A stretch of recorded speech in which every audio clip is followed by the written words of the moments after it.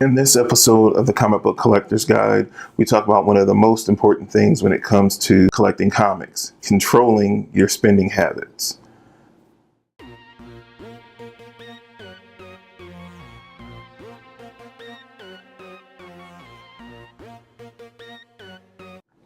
Welcome back to the Comic Book Savant YouTube channel. I'm your host, James Harris. This is the signature series on the channel, the Comic Book Collector's Guide. This is episode 9.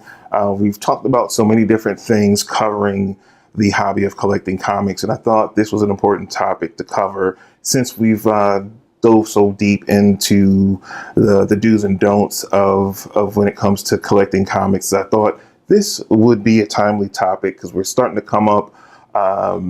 Fall is right around the corner. Then we're going to start getting into the holiday season. And I thought it was important to cover controlling and monitoring your spending habits when it comes to collecting comics. Just like with any hobby, it can get expensive, and it can get expensive quickly, especially depending on what route you go. If you just are going to collect comics, it can be pricey. But then if you're doing trade paperbacks, hardcovers, omnibuses, you start delving into statues and toys, it can get extremely expensive. And it's easy, especially when you're first getting into a hobby. You go all in, and everything you see you like, everything you see you want.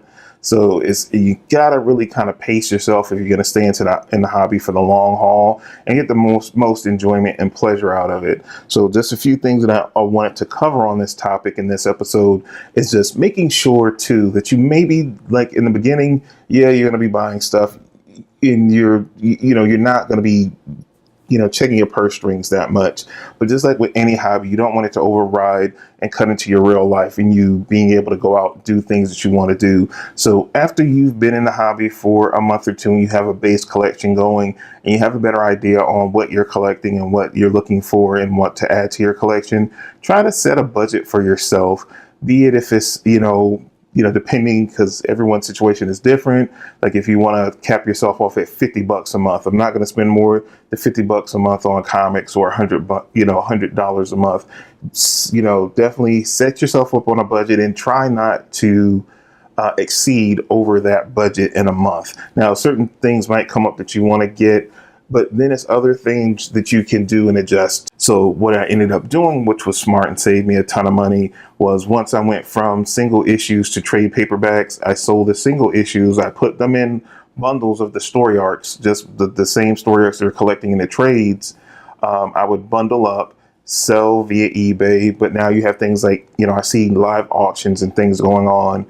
People do live auctions on YouTube. People do live auctions via Instagram, through Facebook pages. So it's a lot of different options. You don't just have to go through eBay, because eBay is a slippery slope. And I think I might do a episode about eBay and selling on eBay down the road. You guys let me know in the comments down below if you want to see that. I personally sold comics on eBay for about 4 or 5 years. So you can always sell off older stuff to upgrade items in your collection, which can save you money from your budget. And then you can just order in advance. And always, certain times, like if you order, like if it's you're swapping singles for a trade or a trade for a hardcover, a lot of times if you pre-order, especially through things like Amazon or through in-stock trades or online retailers, sometimes if you pre-order, you can get a discount, so you can save even more. So that can take more of the money profits you make, and you can put back to more comics.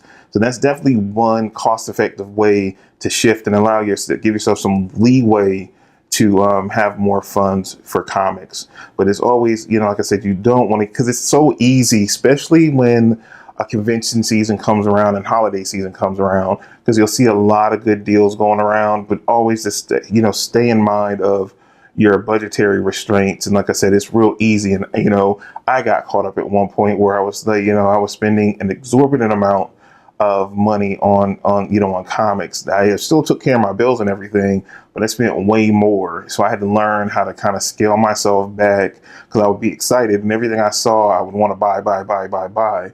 And it's like, it's other things besides comics in life. And, now being a father, grandfather, all those things, a husband, I have other responsibilities. So I set a real strict budget for myself. and I try to adhere to it. And also too, check for deals. If it's certain sites that you buy from, check them constantly for deals. And if, keep things on a wish list if you can. If you use Amazon, you can always earmark stuff on a wish list, and you can have alerts set up to when the price drops on it. They will email you and let you know. If you buy stuff digitally, Comixology is a great resource because they have sales constantly.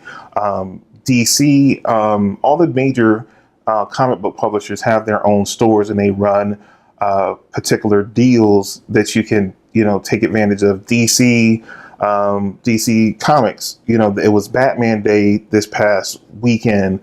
They, if you sign up for DCComics.com, they'll actually send you an email and let you know, like, hey, this week in commemoration of Batman Day, we have comics, 80% off, and trades 80% off digitally.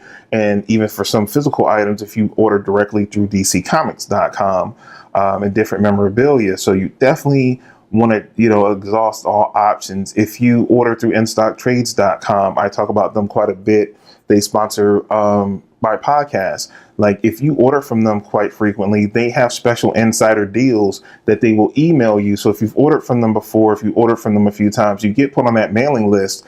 And for being a frequent buyer, you have insider deals that you can take advantage of on top of the already great savings that certain sites like that offer. You'll get an additional for being a loyal buyer from them. You'll get an extra 2, 5, 10% off their already low prices, which you can make your dollar stretch so much further. And comics aren't getting any cheaper. Let's just be honest. They're getting more expensive. If anything, single issue is, almost $5 for one issue. So you definitely have to get inventive on ways to try to save money, to get the best out of it for you and, stretch your buck to the fullest. Make sure that you check publications. Publishers do solicitations all the time. They have the previews catalog that comes out every month that you can see what's coming out in the next 2 months in advance. So always keep an eye on that so you can see maybe before you're in the middle of buying that one trade that they might have a new version of that trade coming out, or they're going to release a new hardcover that you might want instead. So you can shift and that I want that instead of this. So you can hold off on purchasing something in the moment to get something even better instead of, buying something right then in the moment. And you find out a week later that what you really wanted, or a better collection of that same series you were looking for, was coming out in a better format. So you can kind of cut your losses there as well. So you're not double and triple dipping. You don't have to get every book and new series as soon as it comes out. Sometimes patience is a virtue, and the longer you wait, it'll eventually go on sale, or it'll be an anniversary, or especially things when new movies come out, they repackage and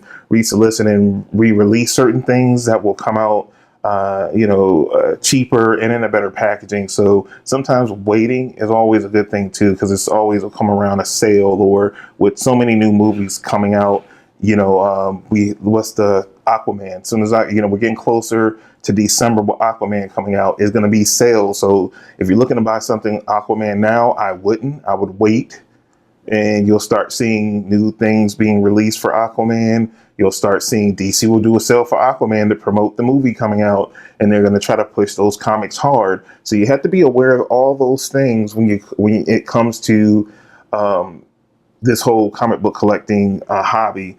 It's a lot of different things that you can take into consideration to get the most bang for your buck.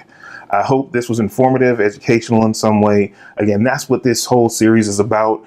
Let me know down below. Do you enjoy this series? Have I given you helpful tips and advice for building a better comic book collection and get a better understanding of the hobby? I'm hoping it's helpful. That's what I intend to do with the Comic Book Collector's Guide series. Again, if you haven't already, please smash the like button on this particular video. Also, if you haven't already, please subscribe. It helps the channel out a lot when you like the video, and also you subscribe to the channel.